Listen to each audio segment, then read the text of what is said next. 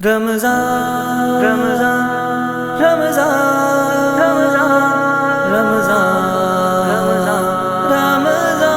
رمضان. السلام علیکم ورحمۃ اللہ وبرکاتہ. الحمد للہ کفا وسلام علی عبادہ الذین اصطفى اما بعد فاعوذ باللہ من الشیطان الرجیم بسم اللہ الرحمن الرحیم. يا أيها الذين آمنوا اتقوا الله حق تقاته ولا تموتن إلا وأنتم مسلمون. وقال الله تبارك وتعالى في شان حبيبه إن الله وملائكته يصلون على النبي يا أيها الذين آمنوا صلوا عليه وسلموا تسليما. اللهم صل على محمد النبي الأمي وعلى آله وأصحابه البررة الكرام وعلى سائر الأنبياء والمرسلين والملائكة المقربين وعلى آلہ واصحابہ اجمعین. زباں کو میری گویا کر الہی اپنی مدحت میں. زباں کو میری گویا کر الہی اپنی مدحت میں.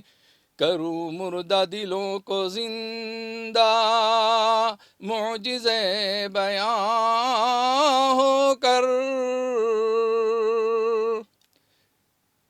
کمر کستہ ہوں تیرے نام پر تو مجھ کو ہمت دے. کمر کستہ ہوں تیرے نام پر تو مجھ کو ہمت دے. سہارے پر تیرے اٹھتا ہوں تیرا مداخواں ہو کر.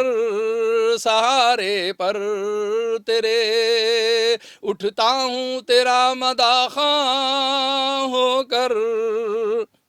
جہاں بھولوں بتا جس جا بہک جاؤں ہدایت کر. جہاں بھولوں بتا جس جا بہک جاؤں ہدایت کر. جو لغزش تو مجھ کو تھام میرا مہرباں ہو کر. جو لغزش تو مجھ کو تھام میرا مہرباں ہو کر. ناظرین اکرام، معزز سامعین، عزیز دوستو، بزرگوں اور میرے بھائیوں، میری ماں اور بہنوں، آج میری تقریر کا عنوان ہے عید کیسے منائیں. عید ایک خوشیوں کا پیغام لاتی ہے. عید سعید بنتی ہے، خوش قسمت بناتی ہے، اور اس عید کے لیے پورا مہینہ روزے دار تراویح پڑھنے والا انتظار کرتا ہے. رمضان کا چاند دیکھ کر جو ماحول پیدا ہوا اور اس ماحول نے جو زندگیوں کے اندر انقلاب پیدا کیا ہے.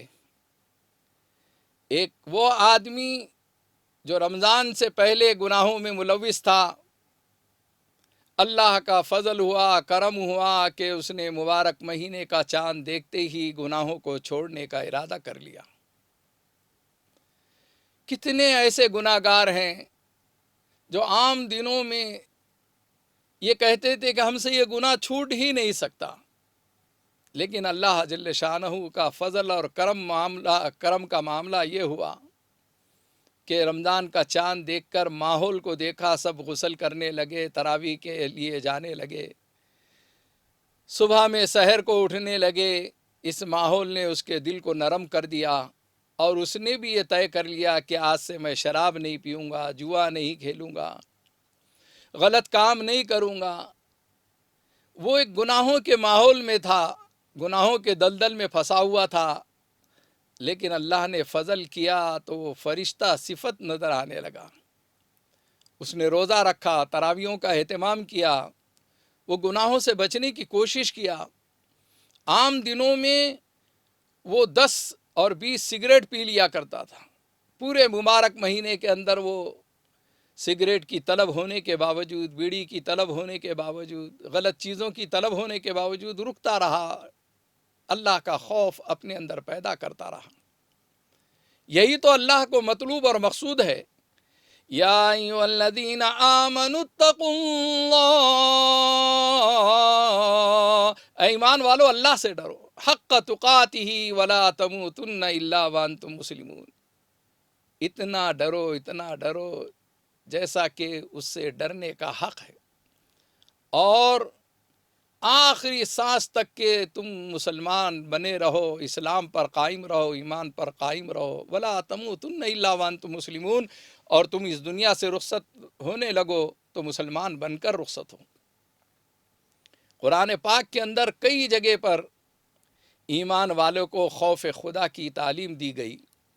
رمضان المبارک میں خوف خدا کا وہ منظر ہم نے دیکھا کہ پانی قریب ہے لیکن پیا نہیں، کھانا قریب ہے لیکن کھایا نہیں، اس بھوک اور پیاس کے ساتھ رہ کر روزہ پورا کر لیا ہے اور تراویح کا اہتمام کیا ہے۔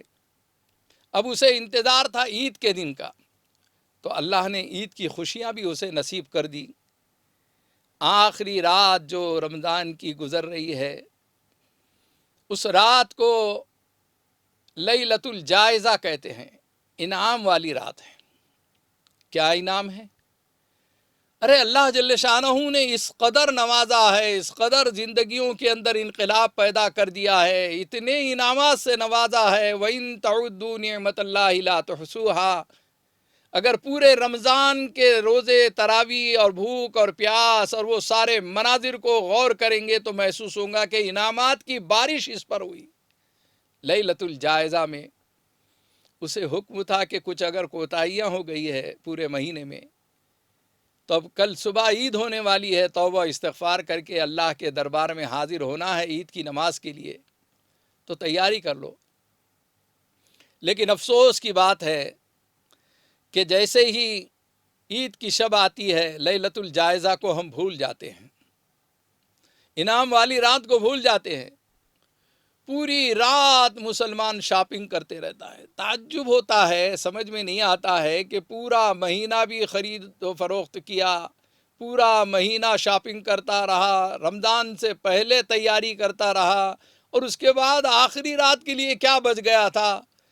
یہی جوتے، چپل، یہی گھڑی اور رومال، مفلر، یہ کیا چیزیں ہیں کہ جس کی وجہ سے شیطان نے تمہیں اس اہمیت والی رات، اس برکت والی رات، انعام والی رات لیلۃ الجائزہ میں تمہیں محروم کر دیا۔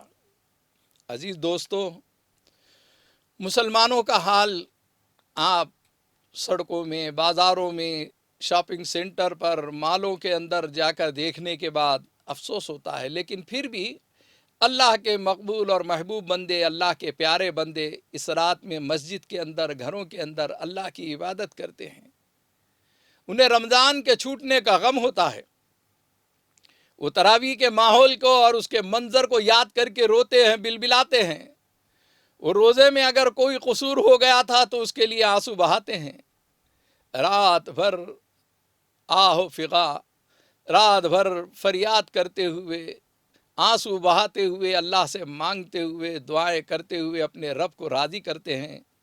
اور جب صبح عید کا پیغام ہے، عید کی خوشیاں ہیں تو عید کے دن صبح میں جو ہے پیارے آقا صلی اللہ علیہ وسلم کی سنت ادا کرتے ہیں۔ میرے آقا صلی اللہ علیہ وسلم نے فرمایا کہ عید کا دن جب آ جائے تو تم غسل کرو، غسل کرنا سنت ہے، اچھے کپڑے پہنو، جو بھی اللہ نے تم کو میسر کیا ہے، ضروری نہیں ہے کہ نئے کپڑے ہی پہن لینا، لیکن اچھے کپڑے پہنو، اچھا لباس پہنو، اچھا ڈریس پہنو۔ اللہ کے رسول صلی اللہ علیہ وسلم کی ایک سنت یہ بھی ہے کہ عید کے دن خوشبو لگایا کرتے تھے۔ پیارے آقا صلی اللہ علیہ وسلم کی تعلیمات میں ہمیں یہ ملتا ہے کہ عید کے دن آپ صلی اللہ علیہ وسلم پوری تیاری کر کے ایک راستے سے جاتے تھے، دوسرے راستے سے واپس آتے تھے۔ عیدگاہ جاتے وقت میں پیارے آقا صلی اللہ علیہ وسلم کی زبان پر تکبیر ہوتی تھی، اللہ اکبر لا الہ الا اللہ اللہ اکبر وللہ الحمد، اللہ اکبر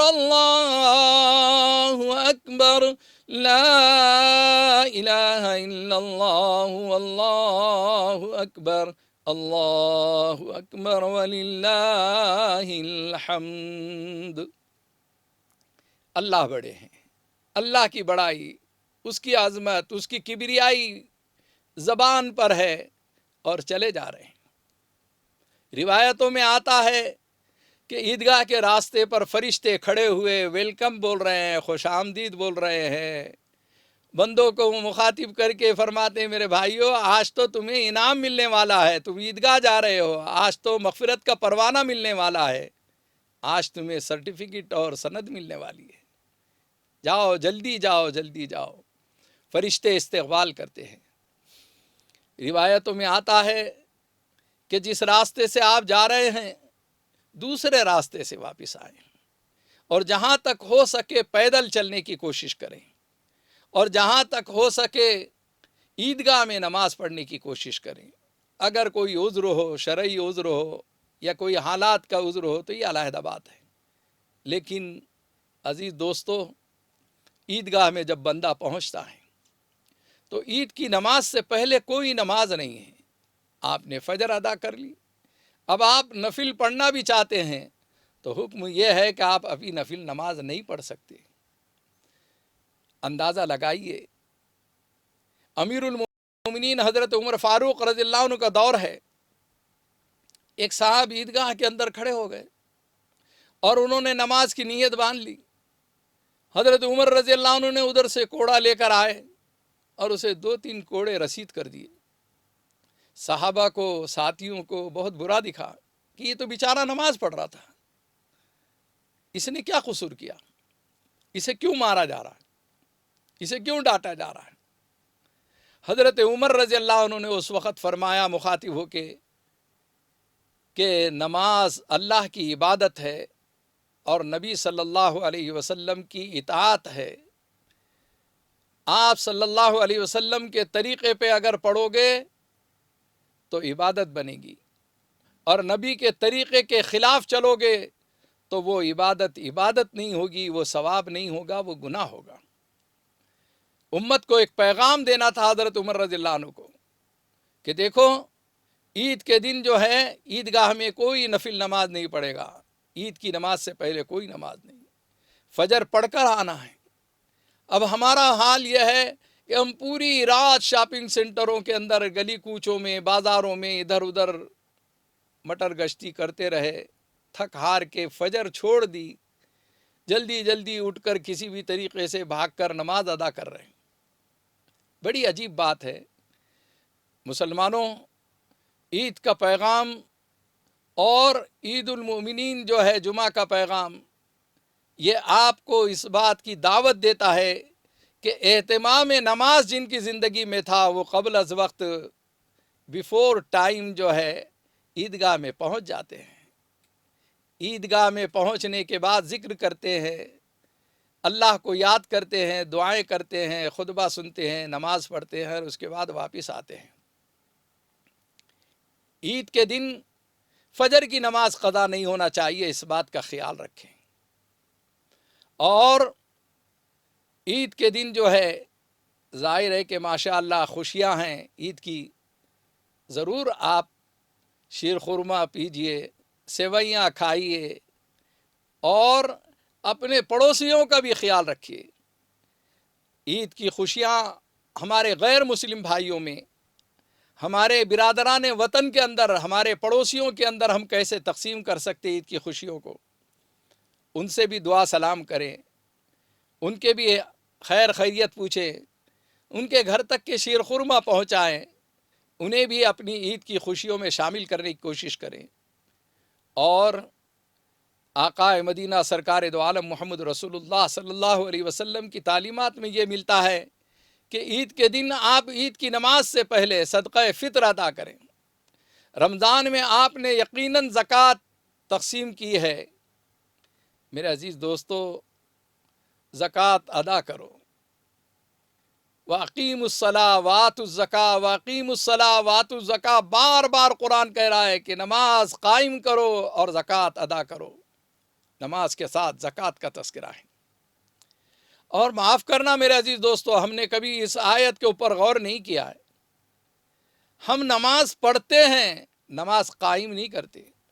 اگر ہم نماز قائم کرنے والے بن جائیں تو گھر میں کوئی ایک بھی بے نمازی نہیں رہے گا، پڑوس میں کوئی بے نمازی نہیں رہے گا، محلے میں کوئی بے نمازی نہیں رہے گا، اس لیے کہ ہمارے اکابر بزرگان دین اور بڑے بوڑھے اس زمانے کے اندر جب نماز کو نکلتے تھے تو سب کو نماز کی دعوت دیتے تھے، نماز کے لیے چلنے کے لیے اسے عاجزی کرتے تھے، خوشامد کرتے تھے، اس کو سمجھا بجھا کر لے جاتے تھے مسجد تک کے۔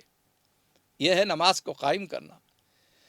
ہم تو اپنی نماز پڑھ لیتے ہیں، بلکہ بعض وقت افسوس ہوتا ہے کہ نماز کو قائم کرنے والا اپنی نماز خالی پڑھ کر آتا ہے، اور ایسی نماز پڑھ کر آتا ہے کہ جاتے وقت جب اس نے دیکھا کہ گھر میں بچے سو رہے ہیں، چادر نکلی ہوئی ہے، سردی کا موسم ہے، تو وہ اپنے بچوں کے اوپر چادر اڑا دیتا ہے، بیگم صاحبہ کے اوپر لحاف اڑا دیتا ہے، رضائی اڑا دیتا ہے، اور پھر یہ صاحب جو ہے ماشاء اللہ مسجد میں جا رہے ہیں، گویا یہ کہہ رہے ہیں کہ میں جنت کی طرف جا رہا ہوں اور تمہیں جو ہے جہنم کی طرف لے جا رہا ہوں۔ یہ کیا طرز عمل ہے؟ آپ رضائی کیوں اڑائے؟ آپ نے چادر کیوں اڑائے؟ آپ نے انہیں اٹھانا تھا، جگانا تھا۔ اگر آپ نیک کام کر رہے ہیں، جنت والا کام کر رہے ہیں، تو انہیں جنت میں کیوں نہیں جانے دینا چاہتے؟ میرے عزیز دوستو، تو جس دن نماز کے قائم کرنے کا تصور آ جائے گا اور جب یہ ارادہ آپ کر لو گے تو انشاءاللہ گھر میں کوئی بے نمازی نہیں رہے گا، کوئی محلے میں بے نمازی نہیں رہے گا، کوئی بستی میں بے نمازی نہیں رہے گا۔ یہی اللہ کو مطلوب اور مقصود ہے۔ وَآتُوا الزَّكَاةَ، اور زکوٰۃ ادا کرو۔ رمضان میں ہم نے زکوٰۃ دیا، لیکن زکوٰۃ کیسے دیا؟ علی حساب دیا۔ ہم نے اگر 1 کروڑ روپیہ آپ کے پاس ہے تو 2.5 لاکھ روپیے جو ہے 2.5% آپ کے اوپر زکوٰۃ ادا ہوتی ہے۔ ہم نے 2.5 لاکھ روپیہ نہیں تقسیم کیا، ہم تو یہ سوچتے رہے کہ اتنا پیسہ دے دیں گے تو پھر ہمارا پیسہ کم ہو جائے گا۔ ارے اس مالی سے پوچھو جو ڈالیوں کو چھاٹتا ہے، بظاہر یہ کم ہوتی ہے، لیکن وہ یہ دعوت فکر دے رہا ہے کہ میں جو چیزوں کو چھاٹ رہا ہوں اس میں سے بہت زیادہ شاخیں پھوٹیں گی، بہت زیادہ پھانٹیاں نکلیں گی۔ اسی لیے زکوٰۃ ادا کرنے سے اللہ تعالیٰ مال کو خوب بڑھاتے ہیں، اور یہ حکم تھا، آپ نے یقیناً جو ہے رمضان میں زکوٰۃ ادا کی، لیکن اگر اس میں آپ نے قصور کیا ہے تو اس کی معافی طلب کرو عیدگاہ کے اندر۔ آپ نے کسی کو ترسا کے دیا، کسی کو تڑپا کے دیا، کسی کو گھنٹوں کھڑے رکھ کر دیا، کسی کو دھکا بکی ہونے کے بعد دیا، کسی کا پسینہ بہنے کے بعد دیا، کسی کو جھڑکیاں دے دے کر آپ نے زکوٰۃ دیا، یہ آپ نے جو ہے ظلم کیا ہے، یہ گناہ کیا ہے، اس کی معافی طلب کرو۔ خوش دلی کے ساتھ اللہ کا حکم پورا کرنا، رسول اللہ صلی اللہ علیہ وسلم کا حکم پورا کرنا، آپ صلی اللہ علیہ وسلم کے طریقے پہ چلنے میں آپ کو کتنی کامیابی ملنے والی تھی۔ خیر، عیدگاہ نکل رہے ہیں تو حکم دیا، پھر حکم دیا کہ آپ صدقہ فطر عطا کرو۔ 2.25 کلو گیہوں ہر ایک کی طرف سے ادا کرنا ہے، اور یہ صدقہ فطر عیدگاہ کو جانے سے پہلے آپ کو دینا ہے۔ گویا اس بات کی طرف اشارہ کرتا ہے کہ غریبوں کا خیال رکھو، اپنے پڑوسیوں کا خیال رکھو۔ عید کی خوشیوں میں آپ غیر مسلم حضرات کو، اپنے پڑوسیوں کو، غریبوں کو کیسے شریک کر سکتے ہیں؟ وہ صدقہ فطر کے ذریعے سے بھی کر سکتے ہیں اور دوسری چیزیں کھلا اور پلا کر بھی کر سکتے ہیں۔ آقا مدینہ سرکار دو عالم محمد رسول اللہ صلی اللہ علیہ وسلم ایک مرتبہ اپنی قیام گاہ سے نکلے عید کی نماز پڑھانے کے لیے۔ صحابہ اکرام رضوان اللہ علیہم اجمعین منتظر ہے۔ آپ صلی اللہ علیہ وسلم راستے میں چلتے چلتے جب ایک جگہ پہنچے تو ایک معصوم بچہ کھڑا ہوا رو رہا تھا۔ میرے آقا صلی اللہ علیہ وسلم عید کی نماز کے لیے نکلے ہیں، لیکن دیکھیے آپ صلی اللہ علیہ وسلم کا عمل، آپ کا رحم، آپ رحمت للعالمین کیسے ہیں، آپ کے دل میں شفقت اور محبت اور یتیموں کے ساتھ کیسا سلوک ہے۔ میرے آقا صلی اللہ علیہ وسلم اس بچے کے معصوم کے نزدیک پہنچ گئے اور دریافت کیا کہ آپ کیوں رو رہے ہیں؟ اس معصوم بچے نے اپنی معصومیت کے ساتھ اپنی توتلی زبان میں کہا، کاش کہ میرے ابو جان ہوتے تو میری انگلی پکڑ کر اسی طریقے سے لے جاتے جیسے دوسروں کے باپ اپنے معصوم بچوں کو، اپنے بیٹوں کو لے جا رہے ہیں۔ یا رسول اللہ صلی اللہ علیہ وسلم، مجھے اپنے باپ کی یاد آ گئی اور میرے آنکھ سے آنسو چھلک گئے۔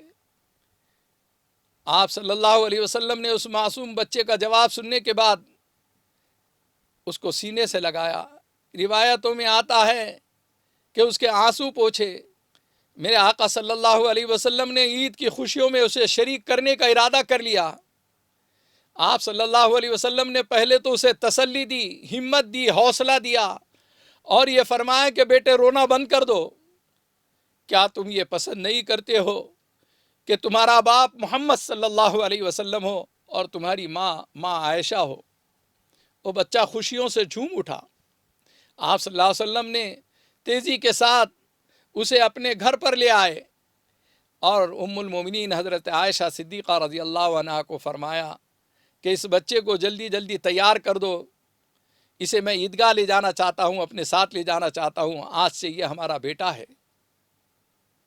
مسلمانوں، ایمان والو، محمد صلی اللہ علیہ وسلم کے چاہنے والوں، نبی کے نام لیوا، نبی کے عاشقوں، آپ صلی اللہ علیہ وسلم کی یہ سنت عید کے دن ہمارے ذہنوں میں ہونا چاہیے۔ ہمارے خیالات میں یہی ایک چیز رہنا چاہیے کہ آپ صلی اللہ علیہ وسلم نے یتیم کے ساتھ کیسا سلوک کیا، نماز کا خیال نہیں کیا، عیدگاہ پہ تاخیر ہو رہی اس کا خیال نہیں کیا، ایک معصوم بچے کو خوش کرنے کا خیال کیا کہ اللہ کی رضا اس میں نظر آ رہی ہے، اللہ کی خوشنودی اس میں نظر آ رہی ہے۔ اس لیے کہ قرآن بھی کہہ رہا ہے فَأَمَّا الْيَتِيمَ فَلَا تَقْهَرْ وَأَمَّا السَّائِلَ فَلَا تَنْهَرْ۔ یتیموں کے ساتھ اچھا سلوک کرو، ان کے ساتھ ان کو جھڑکو مت۔ یتیموں کے لیے میرے آقا صلی اللہ علیہ وسلم نے فرمایا کہ جس نے ایک یتیم کی کفالت کر لی، اس کا حشر اللہ تعالیٰ میرے ساتھ ایسا کریں گے جیسے یہ 2 انگلیاں ہیں۔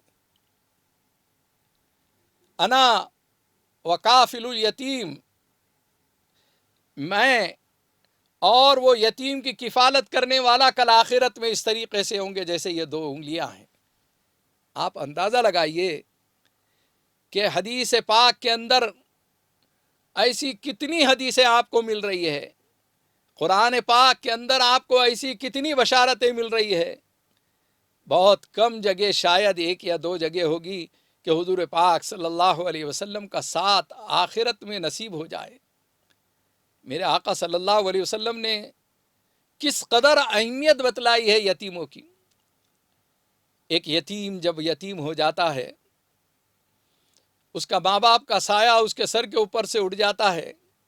جب اس کا کوئی نہیں ہوتا ہے تو اکثر رشتہ داروں میں ماموں، چچا، کوئی بھی گھر کر اس کو سنبھالنے کے لیے تیار ہوتے ہیں، لیکن معاف کرنا، ہم نے ایسے مناظر دیکھے ہیں کہ ماموں تو محبت کر رہا ہے، رحم دل ہے، لیکن ممانی رحم دل نہیں ہے، چچی رحم دل نہیں ہے، اور دوسرے عورتیں رحم دل نہیں ہونے کی وجہ سے اس یتیم کے ساتھ ایسا سلوک کرتی ہے، ایسا سلوک کرتی ہے، اتنا ظلم کرتی ہے، جب وہ ذرا سا ہوش سنبھالتا ہے، بڑا ہونے لگتا ہے یا بڑی ہونے لگتی ہے، تو پھر وہ اس گھر کے ظلم سے نجات پانے کے لیے دوسرا راستہ اختیار کر لیتے ہیں۔ ویشیاؤں کے اڈوں پر ہم نے ان معصوم بچیوں کو، یتیموں کو دیکھا، وہاں سے ہم نے این جی اوز کے ذریعے سے انہیں لا کر ہمارے یتیم خانے میں پڑھانے کی کوشش کی۔ ہم نے عیسائی مشنریوں، کرسچنوں کے ماحول میں سے مسلمان بچیوں کو، یتیم بچیوں کو لانے کی کوشش کی، ان کی کہانی سنی، ان کی درد بھری کہانیاں سننے کے بعد آنکھ سے آنسو جاری ہو جائے گی۔ یتیمی کیسی ہوتی؟ میرے آقا صلی اللہ علیہ وسلم بچپن میں یتیم ہو گئے، یتیمی دیکھی تھی۔ نبی صلی اللہ علیہ وسلم سے محبت کرنے والوں، یتیموں کے ساتھ اچھا سلوک کرو، غریبوں کے ساتھ اچھا سلوک کرو۔ میرے آقا صلی اللہ علیہ وسلم نے اس معصوم بچے کو عیدگاہ لے کر گئے اور پھر عید کی نماز پڑھائی، خطبہ دیا۔